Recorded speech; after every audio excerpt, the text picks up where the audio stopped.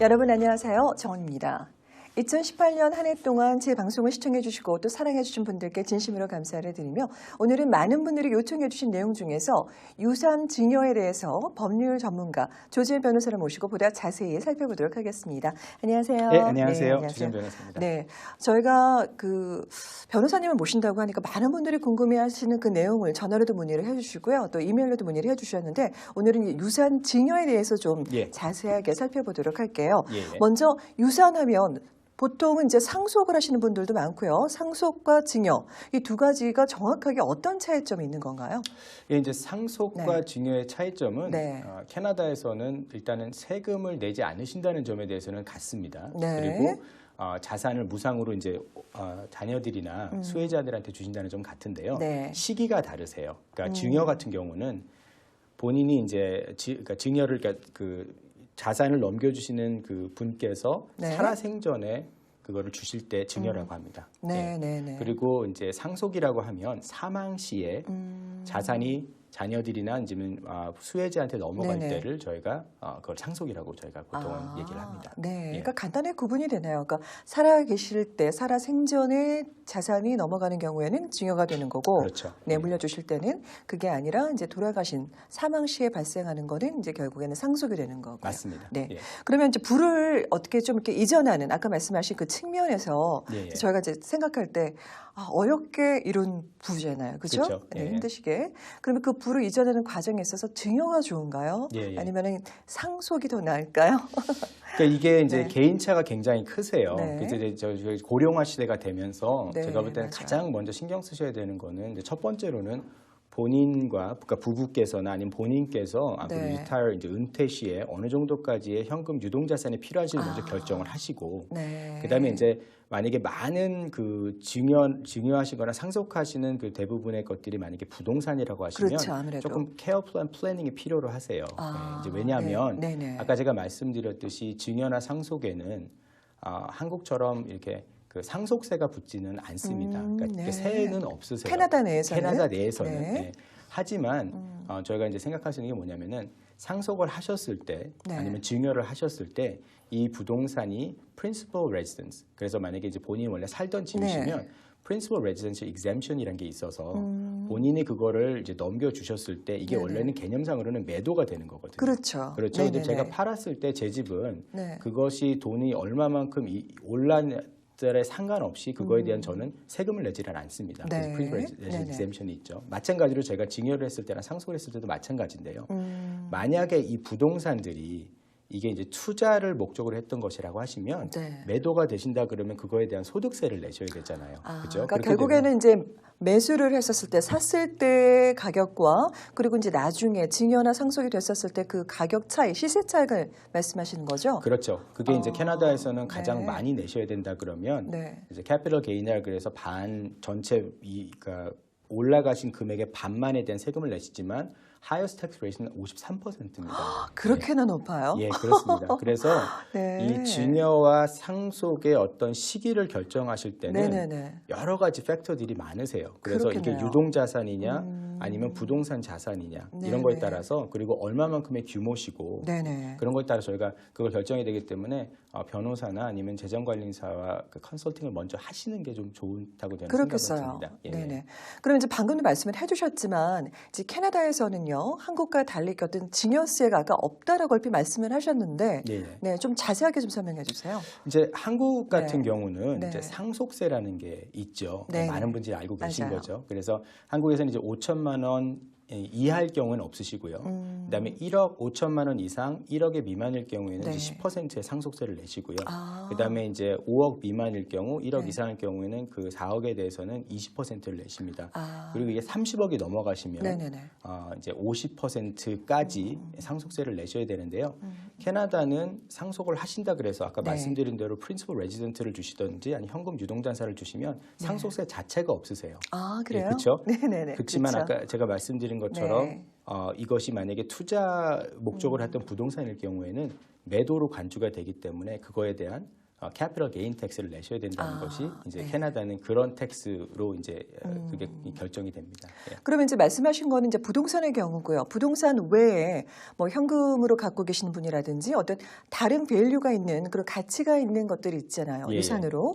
그런 거의 경우는 어떻게 적용이 되는 거죠? 이제 그런 것들의 경우에 대해서는 이제 캐나다에서 이제 저희가 나중에도 얘기를 하겠지만 상속을 하시게 될 때, 상속을 하시게 될 때는 그 프로베이시라고 하는 전체적인 그 자산 넘겨주시는 유동자산이라든지 캐시라든지 이런 것에 전체로? 대해서 전체에 대해서 돌아가셨을 때는 1.4%의 그 프로세싱 피를 내시고요. 그건 텍스는 아니라고 보죠. 전체적인 1.4%니까. 그렇지만 만약에 이제 살아생전에 자녀들한테 기프트를 주시잖아요. 캐시로 뭐 10,000불을 주시지만 이거에 대한 텍스는 없습니다.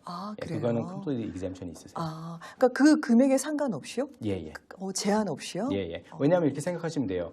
부모님이 그 기프트를 자녀한테 주실 때는 부모님이 그 자금을 이미 출처가 어딘지 알고 이미 세금을 낸 이후의 돈이기 때문에 더블 텍세이션을 하지는 않습니다. 그러니까 이미 가지고 있고 이미 다 세금 적용을 받은 거기 때문에 더 이상 알겠습니다.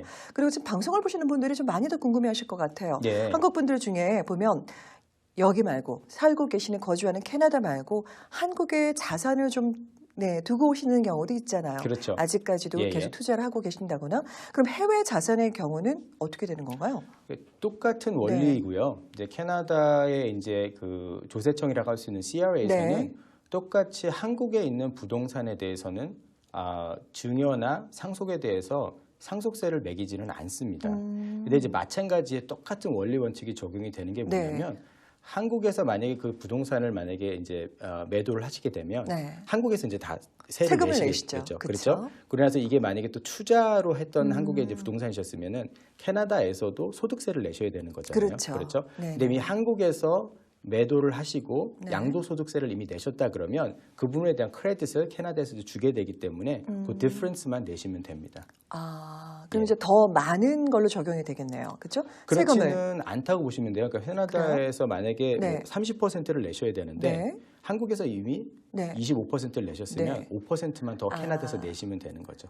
결국엔 양쪽 상관없이 그냥 여기서 받아야 되는 그만큼만 디퍼런스만 차이만 알겠습니다. 자, 그러면 증여에 대해서 좀 알아보자면 제일 중요한 거는 이제 아까도 말씀을 하셨는데 좀 현명하게 좀 뭐 어떻게 생각하면은 표현이 그렇긴 한데요. 현명하게 증여하는 방법이 따로 있을까요? 그러니까 이제 많은 분들이 보시면 절세와 탈세는 종이 한 장 차이거든요. 그래서 탈세는 하면 안 되죠. 탈세는 하시면 안 되죠. 그래서 이제 절세를 하시는 가장 큰 부분들이 있는데 많은 분들이 제가 본 케이스를 제가 보면 많은 경우 자산이 많으신 경우에는 몇몇 년의 그 세금 차이가 나는 경우도 제가 봤어요. 세금으로만요? 세금으로만. 시기와 어떤 스트럭처, 어떤 식으로 이거를 주시냐에 따라서. 그래서 저희가 자세하게 오늘 시간이 없어서 말씀을 못 나누겠지만 이스테이트 프리징이라는 것이 있습니다. 자산 동결. 무슨 말씀이냐면 증여를 하시고 싶거나 상속을 하고 싶으실 때 자녀에게 그 자산이 돌아가는 어떤 시기를 프리징을 해버린다는 거예요. 미리요? 미리. 그리고 그 시점을 따라서 모든 텍스를 이미 다 내놓으시고 아니면 그거를 자녀들한테 나중에 니네가 팔면 내게 이렇게 스트럭처를 짜놓으시면 그렇게 되신다 그러면은 자녀가 나중에 그거를 받으셨을 때나 본인이 넘겨줬을 때 그게 20년, 30년이 지난 뒤에 부동산 자산이 크게 올랐어도 텍스는 전에 그 20, 30년 전에 이미 넘겨줬던 그 시기를 저희가 보면서 하게 되는 거죠. 다른 하나는 저희가 이제 또 신탁이라는 개념이 있습니다. 트러스트라는 개념이 있는데요. 그래서 이제 신탁을 통해서 살아생전에 신탁이라는 엔티티에다가 저희가 이제 자산을 넘기고 나서 컨트롤을 하시면서 그 자산을 관리하실 수가 있으세요. 그러시면 또 세금을 많이 공제받으실 수 있는 그런 또 비이클이 될 수가 있습니다. 방법이 많네요. 그렇죠. 그래서 제가 이제 말씀드린 거냐면 개인들이 어떻게 자산을 갖고 계시고 개인들의 어떤 계획이 어떠신지, 얼마만의 돈이 필요하신지, 그리고 앞으로 어떻게 자녀들에게 그걸 증여나 상속하고 싶은지에 따라서 플래닝이 되게 달라지기 때문에 제가 가장 좋은 건 이게 케이스 바이 케이스이기 때문에 변호사나 재정상담가와 같이 플래닝을 하시면 가장 좋은 결과를 나올 수 있다는 걸 꼭 전문가의 도움이 조언이 필요할 것 같습니다. 그 부분에 대해서만큼은요. 그렇죠. 특히나. 그러니까 아끼실 수 있는 어떤 세금이 굉장히 큰 차이가 날 수도 있거든요. 시기에 따라서는. 저도 사실 그 부분에 대해서는 정확하게 잘 몰랐거든요. 근데 아까 이렇게 동결하는 그런 방법이 있다라는 건 이제 지금 말씀해 주셔서 알게 됐는데 되게 좋은 방법인 것 같아요. 서로에게 또 부담도 없고 받으실 때도 마찬가지고 또 이제 물려주시는 분의 경우도 마찬가지인 거고요. 그렇죠. 이제 그런 부분들이 있고요. 아까 말씀 주신 신탁이라는 것들은 넘겨주신 이후에도 본인께서 돌아가시기 전까지도 컨트롤을 하실 수가 있는 어느 정도의 컨트롤이 있으시거든요. 신탁인 경우에도. 그러시면 자녀들이 혹시라도 그거를 잘 매니지를 못하셔서 자산을 탕진할 수 있다라는 거를 본인들이 막으실 수도 있고. 그렇겠네요. 그런 경우도 저희가 좀 있고요. 근데 이제 다른 하나는 또 증여에 또 이제 위험이 있는 것도 좀 있으세요. 왜냐하면 증여를 하셨어요, 자녀들한테. 근데 자녀들이 사망 시나 아니면 자녀들이 이혼 시에 이 자산이 또 없어지거나 또 아니면은 뭐 다시 돌아왔을 땐 또 텍스를 또 내시게 될 수도 있거든요. 그래서 이제 그런 여러 가지 부분들을 잘 감안을 하셔서 이제 유언장이라든지 어떤 그런 스트럭처들을 잘 짜놓으시면 좋을 것 같아서 그것들을 다 플래닝과 여러 가지 변수들을 잘 생각해서 만들어야 되는 게 이제 저희들의 역할이죠. 변호사라든지 이제 재정상담가들이 같이 팀으로 해서 그걸 만들어 드려야 되는 겁니다. 근데 사실 얼핏 생각하면은 이제 뭐 저만 해도 아직은 제 스스로는 뭐 젊다라고 생각을 해서 나의 일이 아닐 수 있다라고 생각할 수 있는데 지금 말씀을 듣고 나니까 언제든지 이게 뭐 유산이라는 게 얼마가 됐든 그 증여든 상속이 됐든지 그거를 미리미리 플래닝하는 거는 지금 당장이라도 할 수 있는 거겠네요. 그죠? 그렇죠. 왜냐면 저희가 이제 많은 캐네디언들일 경우에는 젊으신 이제 30대, 이제 40대 초반의 분들이 자녀들이 있다면 무조건 유언장과 이런 그 이스테이트 플래닝을 시작을 합니다. 왜냐하면 본인한테나 자기 스파우스한테 무슨 일이 바로 생겼을 때 자녀들의 어떤 아이들의 앞으로 살아가는 데 필요한 어떤 자산이라든지 뭐 이런 것들을 다 준비하기 위해서 생명보험이라든지 아니면은 그 커스터디라든지 그러니까 이제 한마디로 한국말로 하면은 그 아이들을 누가 이제 돌볼지 양육권이죠. 양육권에 대해서 어떻게 할지 이런 것을 결정을 다 해놓는 것이 현명하다고 볼 수 있겠죠. 그러면 이제 자녀에게 소외자에게 증여하는 경우에는요. 그럼 아까도 뭐 얼핏 말씀은 해주셨지만 어떤 점들을 저희가 좀 주의하면서 증여를 해야 할까요? 주의할 점이라면? 일단 이제 증여하는 시기가 좀 중요하죠. 그래서 아까 저희가 이제 여태까지 가장 중요하게 다뤘던 문제는 이제 세금 문제였잖아요. 그렇죠? 어떤 시기에 따라서 세금이 가장 최소화될 수 있고 적절하게 분배가 될 수 있는지 따라 증여의 시기가 이제 결정이 돼야겠지만 그리고 나서도 또 몇 가지를 또 신경을 쓰셔야 되는 게 있어요. 그죠? 자녀한테 이제 증여가 되시면, 그죠? 증여가 되셨던 그 부동산이라든지 유동자산을 다시 갖고 오실 수는 없어요. 왜냐하면 이미 주셨기 때문에. 그래요? 그죠? 신탁이란 거를 말씀을 드렸는데 신탁은 제가 자녀에게 주지는 않는 겁니다. 소유권을. 그 대신 제 3자한테 소유권을 줘서 대리 관리를 하게 한 다음에 자녀가 수혜를 받을 수 있게 하는 게 신탁이죠.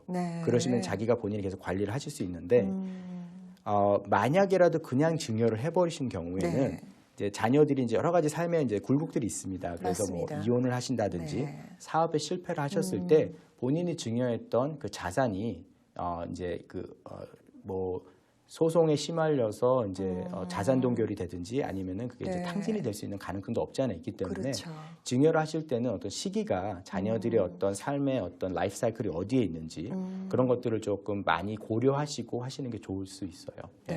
사실 그 증여도 그렇고 상속도 그렇고 저희가 미리 준비한다는 거에 있어서 되게 예민해요. 아무리 부모 자식 간이지만 미리 해두는 게 맞는데도 불구하고 또 하시는 입장에서도 그렇고 또 그러니까 자녀의 경우도 마찬가지인 것 같아요. 그 부분에 대해서 뭔가 자세하게 여쭤보거나 이렇게 권고하기가 되게 조심스러울 것 같아요. 유언장 말씀하셨잖아요. 저희가 얼핏 생각했던 유언장 그 윌이라고 하는데 저희가 미리 안 해놓는 경우가 사실 많아요. 한국에서는 특히나 참 그래요. 아까도 말씀드렸는데 되게 조심스럽잖아요. 유언장이 있고 또 위임장이라는 게 있죠. 근데 그게 도대체 두 가지가 어떻게 차이가 있을까요? 유산을 상속하고 증여하는 데 있어서. 그래서 일단 제가 많은 이제 시청자들이 이제 한국분 개념을 갖고 계시니까 이제 이렇게 생각을 해서 도대체 왜 유언장이 필요할까? 그러니까요. 그렇죠? 한국에는 네. 이게 가족관계 증명서라는 게 있습니다. 네, 그래서 맞아요. 가족이 누구며 호적등본에 올라가 있는 사람들도 해서 n분의 1로 그냥 나눠주게 돼 있어요. 예, 배우자한테도 어떻게 가는 이 법들이 아주 상속법이 세세하게 잘 돼 있기 때문에 네. 한국에서는 굳이 유언장이 필요가 없으세요. 그래서 한국에서 많은 분들이 하시는 게 이제 위임장을 하십니다. 네, 왜냐하면 맞아요. 예, 위임장을 해놓으시면 병과 중이시라든지 아니면 본인이 유보시에 다른 분들이 재산을 관리할 수 있게 위임장을 네, 많이 하시는데 네, 그렇죠. 유언장 해놓으시는 분들은 거의 없죠. 맞아요. 예, 보통 드라마에나 나오는 네, 거죠. 그렇습니다. 캐나다는 가족관계 증명서라는 것 자체가 없습니다. 그래서 가족들을 증명하는 게 굉장히 쉽지가 않아요. 아, 그래요. 예, 누가 그 상속의 위주가 돼야 될지 누가 수혜자가 될지 그렇기 때문에 이제 네. 유언장이 꼭 필요한데요. 이제 말씀드렸듯이 차이점은 뭐냐면 유언장은 사망 시에 발효가 됩니다. 사망 전에는 유언장의 어떤 내용도 이 집행에 대해서 뭐 자산 관리에 대해서는 영향을 미치지 못해요. 아, 예, 그렇기 네. 때문에 이제 이런 경우가 있죠. 사고가 나시던 병과가 생겨서 지금 이제 혼수 상태에 빠지시면 혼수 상태에 빠지시거나 아니면 이제 결정권을 잃어버리신 그 시간부터 돌아가실 때까지의 그 공백 기간 동안은 네. 위임장이 발효가 되게 됩니다. 아, 그래서 위임장을 네. 갖고 계신 피위임자가 네. 대신해서 모든 자산을 관리할 수 있게 되는 거죠. 네. 사망하시기 전에는. 사망하시기 전에는. 네. 예, 예. 근데 그 위임장만 있다고 해서 그러니까 위원장 없이 예, 예. 위임장만 가지고 있는 상태에서 만약에 갑작스러운 사고로 사망하는 시에는 어떻게 되는 거죠? 이제 위임장이 말씀드렸던 대로 위임장은 네. 사망 전에만 이제 네. 효력이 있고요. 네. 그다음에 사망 시에는 위임장은 효력이 없어지게 됩니다. 그렇게 되면 이제 그래요? 캐나다에서는 어떻게 되냐면은 네. intestacy라 그래서 네. dying without will. 그 한마디로 유언장 유언 없이 없이 돌아가시는 돌아가신 경우. 거죠. 네. 예, 그렇게 되면 자산이 동결이 되고요. 이제 아이고. 유가족들이 아무것도 자산에 대해서 관리를 못하게 돼 있습니다. 예. 상당히 복잡한데요. 이제 그렇죠. 왜냐하면 그렇게 되면 네. 저희가 제가 이제 변호사가 법정에 가서 네. 판사한테 가족이 이렇게 있고 그다음에 모든 노리스를 보내서 이 돌아가신 그 사망자의 자산을 받을 수 있는 수혜자들의 리스트가 이거라는 거를 제가 보여드리면서 네. 그 중에 한 분을 저희가 자산 관리하시는 분으로 이스테이트 트러스트로 어포인트를 하셔야 되는데요. 네. 비용도 많이 들고요. 보통 네. 저희가 한 뭐 적게는 3,500에서 많이는 7,500까지도 비용이 들 그래요? 수가 있고요. 네. 기간도 미니멈 3개월에서 1년까지 걸리는 경우도 있어요. 복잡하군요. 왜냐하면 이제 네. 가족들이 한국에 그렇죠. 있고 캐나다에 있고 맞아요. 미국에 있고 전 세계로 있다 그러면 편지를 저희가 다 보내고 노리스를 해야지만 판사는 모든 사람이 다 이거에 대해서 알게 됐다고 할 때만 그 판결문을 주거든요. 이 사람을 대리인으로 선정을 한다라고 하기 네. 때문에 그래서 한 장짜리 본인의 자필 서명으로도 쓰셔도 유언장이 성립이 되기 때문에 네.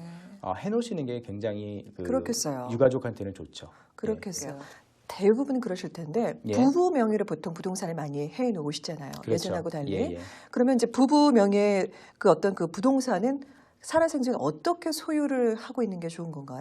그러니까 제가 볼 때는 이제 대부분의 분들이 이렇게 소유를 하고 계신데요. 네. 이제 캐나다에서는 이제 두 가지로 부동산을 소유하실 수 있으세요. 첫 네. 번째는 조인 테넌시라고 하시는 걸로 하실 수가 있고요. 네. 그러니까 이제 테넌트들이 조인트 돼 있다는 말이시고 테넌트 인 커먼이라는 게 있습니다. 네. 그래서 테넌트 인 커먼인 경우에는 이게 이제 파트너십이세요. 한 분이 50, 다른 분이 50 이렇게 네. 될 경우는 한 분이 50%를 갖고 있는 돌아가시면 네. 그거는 동결이 되게 됩니다. 아, 예. 그래요? 그런데 조인 테넌시들 많은 분들이 네. 부부를 갖고 계신 분들은 네. 한 분이 돌아가시면 이제 법정으로 얘기하면 이제 좀 전문 용어긴 한데 right of survivorship이라고 해서 네. 살아 있는 다른 배우자가 나머지 부동산의 전체를 다 상속받게 됩니다. 아, 그때는 그래요? 상속세도 없고요. 네. 아무런 유언장도 없이도 가능하기 때문에 조인 테넌시로 하시는 경우는 부동산의 어떤 그 타이틀 트랜스퍼가 돌아가시는데도 굉장히 편하죠. 그래서 저는 부부일 경우에는 네. 조인 테넌시를 하시는 게 굉장히 편하세요. 네. 예. 사실 그거는 지금 말씀하신 것처럼 되게 전문적이어서 특히나 이제 영어권에서 캐나다에서는 그런 것까지 저희가 미리 이제 뭐 부동산을 매수를 하게 될 때 그런 거를 일일이 이렇게 해주세요라고 하기가 쉽지 않지 않나요? 그러니까 대부분의 이제 부동산을 네. 도와주시는 이제 변호사들 네, 네, 네. 분께서는 부부일 경우에는 테넌시 인 커먼으로 하게 되고요. 네. 또 몰기지 회사들 보통 은행들에서는 테넌시 커먼을 원합니다. 아. 예, 그 연대 책임도 관련이 있거든요. 네. 그래서 너무 걱정하실 필요는 없으신데요. 네. 대부분의 그냥 한국말로 제가 만약에 사망하게 되면 이게 아내한테나 아니면 남편한테 다 가게 됩니다라고 물어보시면 아마 그렇게 됩니다라고 해서 제가 볼 때는 한국 분들의 거의 대부분은 특별하게 뭐 그러니까 부모와 자식 간의 부동산을 갖고 계시거나 아니면은 뭐 이거를 여러분들의 파트너들이 부동산을 네네. 사지 않으신 경우에는 대부분 거의 90% 이상은 조인 테넌스이기 때문에 그렇게 큰 걱정하실 필요는 없을 것 같아요. 그래요? 예. 사실 오늘 너무나 많은 걸 배웠습니다. 저만 예. 해도 되게 예. 궁금했던 내용인데 어디서 이렇게 속 시원히 이렇게 들을 만한 기회가 없었거든요. 예. 좋은 정보 너무 감사하고요. 다음 시간에 좀 더 자세한 또 다른 얘기를 또 다뤄보도록 하겠습니다. 그렇게 하시죠. 네, 감사합니다. 초대해 주셔서 감사합니다. 네, 감사합니다. 앞으로 1년밖에 살지 못한다는 선고를 받는다면 무엇을 하게 될까요? 꼭 한번 가보고 싶었던 곳을 찾아가고 또 감사할 사람을 만나서 감사하고 사랑할 사람을 더욱 사랑하면서 그렇게 금쪽 같은 시간을 보내다 보면 1년이 2년으로 또 2년이 10년, 20년으로 연장되지 않을까요? 지금 이 순간 살아있는 사실 하나만으로도 감사와 행복이 넘칩니다. 감사와 행복이 가득한 하루하루를 보내시기 바라며 저는 다음 이 시간에 다시 인사드리겠습니다. 시청해주신 여러분 고맙습니다. 감사합니다. 예, 감사합니다.